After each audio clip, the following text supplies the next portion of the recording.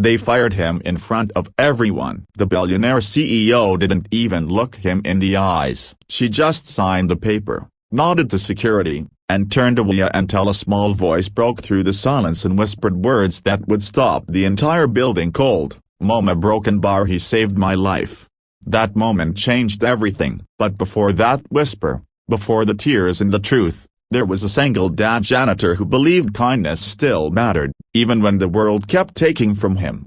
Before we begin, take a second to support the channel, Kindness World. Subscribe, like this video, and share your thoughts in the comments. Your support helps us spread more real stories that remind us how powerful kindness can be. Now, let me tell you this story. Mark Dawson had been a janitor for almost 15 years. He wasn't ashamed of it. He cleaned floors, emptied trash, and worked late nights so his 8-year-old daughter, Lily, could sleep in a warm bed and wake up to packed lunches. Ever since his wife passed away from cancer, Mark had done everything alone. No breaks, no backup, just love and responsibility. He worked in the headquarters of a massive tech company owned by Claire Whitmore, a billionaire CEO known for her sharp mind and even sharper rules. She believed emotions didn't belong in business. Efficiency did. Discipline did. People were replaceable. Results were not. Mark knew the rules. Be invisible. Do your job. Don't talk to executives. And most importantly,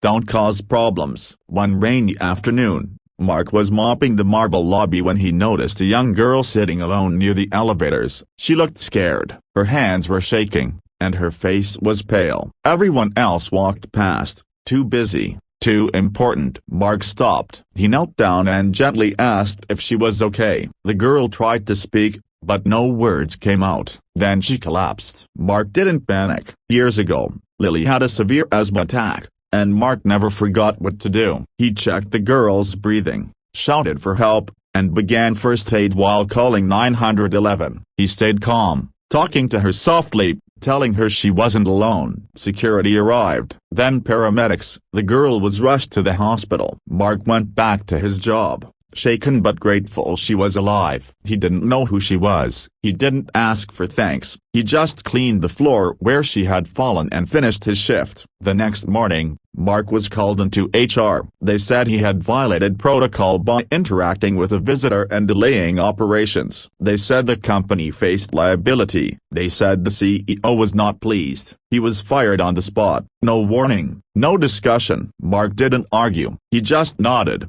collected his old jacket, and walked out, thinking about how he would explain this to Lily. Christmas was 2 weeks away. Rent was due. His chest felt heavy, but he kept his head up. What Mark didn't know was that the girl he saved was Claire Whitmore's daughter. Claire had been overseas when she got the call. Her daughter had a rare heart condition that caused sudden collapses. Doctors said if no one had acted immediately, she might not have survived. When Claire returned, furious and overwhelmed, she reviewed security footage to understand what happened that day. She saw a janitor kneel on the cold floor, using his jacket as a pillow for her daughter's head. She heard him whisper, "Stay with me. You're safe. I've got you." Still, her anger blinded her judgment. Rules were rules. She approved his termination. A week later, Claire brought her daughter to the office. The little girl looked around, then suddenly stopped. Her eyes widened. She pointed. "That's him," she said softly. "That's the man." Security had already escorted Mark into the building to return his badge. He stood there,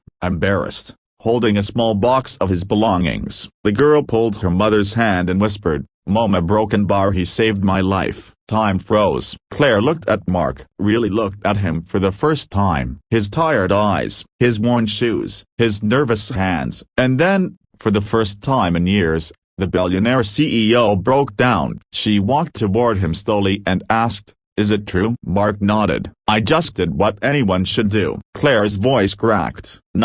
Most people walked past, in front of employees, executives, and security. She apologized, not quietly, publicly. She offered Mark his job back with a promotion, full benefits, and a bonus large enough to cover his rent for a year. Mark thanked her, but said something unexpected. "I appreciate it," he said gently, but I helped because it was right, not for money. That day, Claire changed the policy. Employees were no longer punished for choosing compassion. She started a company-wide kindness initiative inspired by one janitor who refused to look away. Mark went home that night and hugged Lily tighter than ever. He told her that doing good always matters, even when it costs you. And somewhere in a glass tower built on numbers and power, kindness finally found its place. Because sometimes, the smallest acts done quietly are the ones that save lives and change hearts. If this story moved you, remember this: you never know who's watching,